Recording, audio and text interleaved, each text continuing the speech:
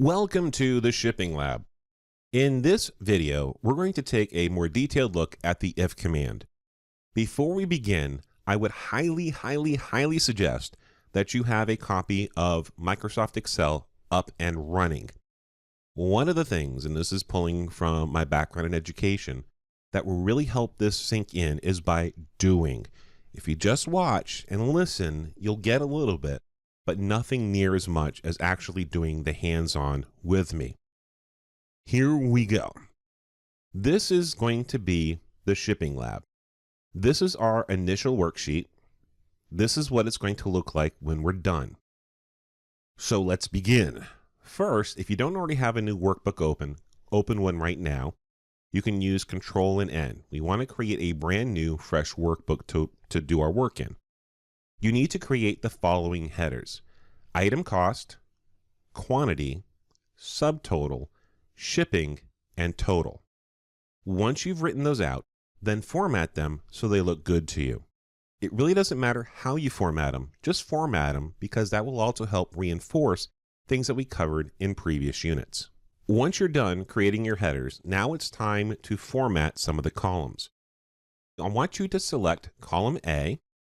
Hold your control button down. This will help you select multiple items. Column C, column D, and column E. You're going to want to switch these to the currency format. We can do this a couple of different ways. We can right-click on it and go down to Format Cells and select Currency. Or we can do a faster way, which is make sure we're on the Home tab, go over here to the Numbers group, click the drop-down. It doesn't matter what you currently have here because it's all going to be the same when you click the drop-down. I want to select Currency. I'm going to select Currency, and now these 4 columns are now in the currency format. Next, I want you to write in at least 9 rows of information when it comes to item cost. So 1, 2, at least this many rows, and enter item cost. And it can be any cost you want. After you've entered your item cost, then go to your quantities. Add different quantities here. Once you're done adding your quantities, now it's time to move on to our subtotal. Our subtotal is going to be this times this. And it's going to be column A times column B all the way down. There are 2 ways to do this. My preferred way is entering this one by hand. So I'm going to hit the equals key. This tells Excel we're going to do some math or enter a formula. I'm going to click on A2. I'm going to select the asterisk, which tells it it's multiplication. I'm going to select the next cell. I'm going to hit enter. This is now A times B. I can, if I want, click the quick fill handle and drag it all the way down, and that fills in the rest. Taking a look at the formula, let's take a quick look at what happened here. Formula, show formulas. This is what you see here. We could have also have used a function for this. Let me show you the function that we would use. When you're doing this, right, we think this is multiplication. A and B, this is multiply, right? Or we can do times, right? A times B. But in the world of Excel, we don't call it multiplication or times. We call it product. So I'm going to hit enter, and I'm going to start typing in the command. And there you see product. I'm going to double click that. I'm going to select that, comma, and then select that, hit enter, and there we go. As you can see, same idea. But product is multiplication here. I'm going to hold the quick drag handles, drag it all the way down, and you also get them done.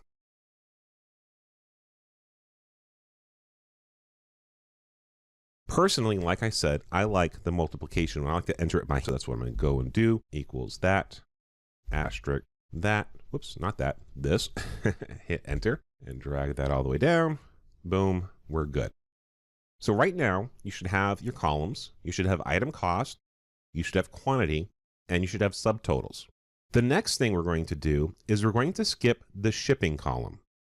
We're going to go to our total. We're looking for the total of an order.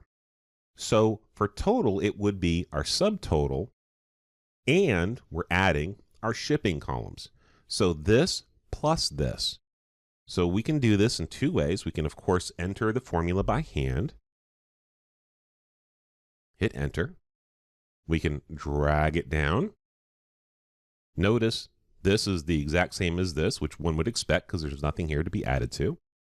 I'm going to delete this. I'm going to show you the different way to do that, and that is, of course, is with a function for sum. That and that. Hit enter.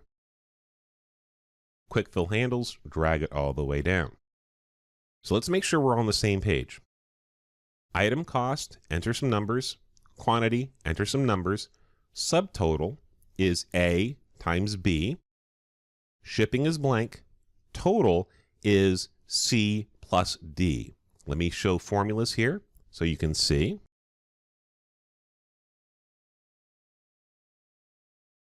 Now comes the fun part, the if part, the conditional formula part. Shipping is where we're going to have this fun. What we want to do is we want to offer a discount if people order a certain amount of product. So if they order over a certain amount, they get free shipping. So you've run into this before at different stores online, I'm sure.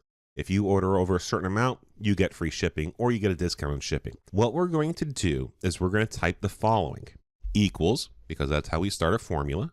If, we can double click if we want. Here's the logic test. What is our logic here? I want this to be our logic. So if subtotal is greater than or equal to, let's say 150, that'll be our cutoff. So $150 is no cost of shipping. If it's under $150, then there will be a cost for shipping. So we have the logic test, which is C2. We're checking here. Okay, this is what we're checking. This is our true statement. If it's $150 or more, then what's the result? The result is 0. There's no charge for shipping. Okay, so what happens if the statement's false? Let's say they order $149 worth of product or $2 worth of product. What's the result if this is false? Well, I'm going to charge them 10% in shipping costs. Okay, so what am I timesing this by? Well, I'm timesing it by their subtotal. So times C2, enter. Let me pull up this formula again so it makes sense. Here's the formula. If something is true, then do this. If it's false, do the other thing. If C2, this right here, remember this is our subtotal, is equal to or over $150, they pay nothing. This is our true statement. So if this is true, no charge. If it's false, then they pay 10% on their subtotal as part of shipping. So that is the if statement. Let me click the autofill handle, drag it down, and there we go. Let's click off show formulas. Let me scoot back over here, and we can see what's going on. If we want to make sure it works, we can play, of course, with our item cost or our quantities. So let's say that I want to make this one free. Remember, it's got to be over 150. So let's switch the quantity to 2. That should make the subtotal 200. And now there's no shipping cost. Let me go back, click 1, which will drop the price down to $100, the subtotal to $100. Watch what happens in shipping. And now there's a 10% charge or $10.